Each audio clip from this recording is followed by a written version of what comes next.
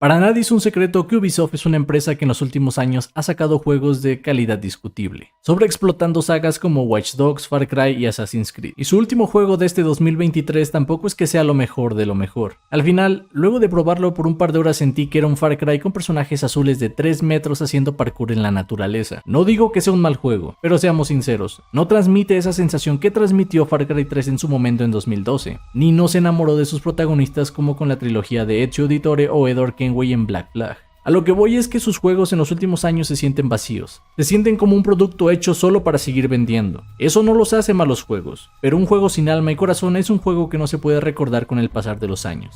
Por eso hoy voy a hablar del que para mí fue el último buen juego de Ubisoft, ese que elevó todas las expectativas a un nivel completamente absurdo para la época y que al final solo fue un buen juego. Por eso, gente, hoy toca hablar de Watch Dogs. Para iniciar a hablar de este juego tenemos que remontarnos al año 2012, un año donde la Xbox 360 y PlayStation 3 estaban llegando al final de su ciclo de vida, dando paso a la Xbox One y PlayStation 4, consolas que traían gráficos Next Gen que iban más allá de lo que algunos imaginábamos. Y para esos años Ubisoft no tenía límite. Había consolidado Assassin's Creed como una gallina de los huevos de oro y revivieron la saga Far Cry, todo esto desembocando en que se creara la tercera cabeza de la hidra, Watch Dogs. Si eres demasiado joven quizá no viste esto en vivo, pero en aquel E3 de 2012 se mostraría una de las demos más increíbles que se hayan visto. Ningún juego se acerca a ese nivel gráfico que se mostraba en ese momento, la gente enloqueció y se hipió por las nubes viendo uno de los juegos más realistas de esos años. Un juego que gráficamente podría rivalizar con algunos juegos exclusivos de PlayStation 5 y Xbox Series X. Si aún después de esta comparativa que acabo de decir no entiendes el hype, déjame explicarlo mejor. Estaban mostrando un juego adelantado una generación entera. Literalmente se saltaron toda la One y PlayStation 4, pero eso no importa. Al no saber las capacidades gráficas de estas nuevas consolas, la gente creía lo que veía. Y es que piénsalo por un momento. Estás viendo uno de los juegos más realistas de esa época, con un mundo abierto, posibilidades de hackear el entorno, cotillar en la vida de los NPCs, un sistema tipo Red Dead Redemption 2 donde tus acciones, si eras bueno o malo, tenían consecuencias con el entorno y la sociedad, gran cantidad de edificios siendo accesibles y diferentes formas de combatir, desde el sigilo hasta los balazos. No es una exageración cuando digo que el anuncio de este juego hizo temblar la industria, sobre todo porque a menos de un año de todo esto se estrenaba el gran GTA V.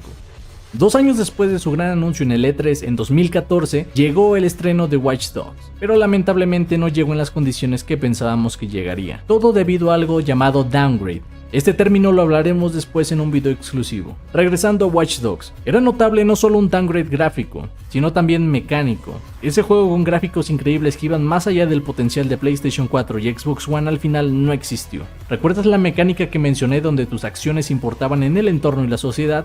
Al final no pasaba de salir en algún noticiero diciendo que eras muy malo o muy bueno. A la sociedad le daba igual. Los combates al final no eran tan variados y caían en ser repetitivos y la lista de cosas que hicieron mal o que quitaron pueden continuar.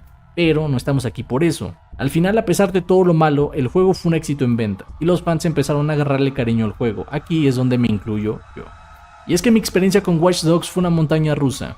Cuando tuve oportunidad de jugarlo por primera vez yo tenía 15 años, un adolescente que estaba emocionado por ver en vivo y en directo ese juego que en 2012 enamoró a toda una generación. Mi primera impresión fue una decepción.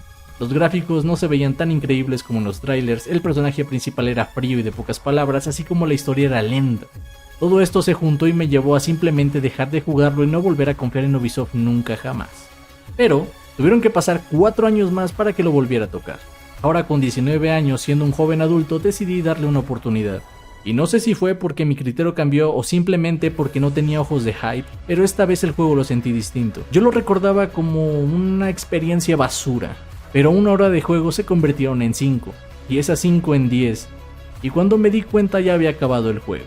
Al final terminé amando a Aiden Pierce, la ciudad de Chicago y el ambiente que había así como la historia. Sin darme cuenta tuve lo que quería, un buen juego. No era ese juego falso que mostraron en 2012, era el juego que esperé con ansias durante años. Quizá influye un poco la nostalgia, pero si eres de esas personas que no da segundas oportunidades, piénsalo. Te podrías estar perdiendo una gran joya. La verdad es que Ubisoft prometió hasta lo imposible.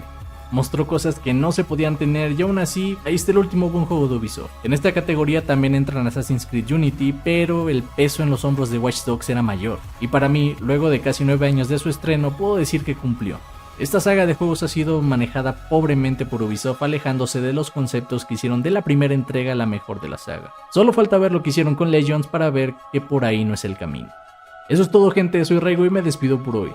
Chao, chao. Like you mean it, I do what you want to. I'm so fire.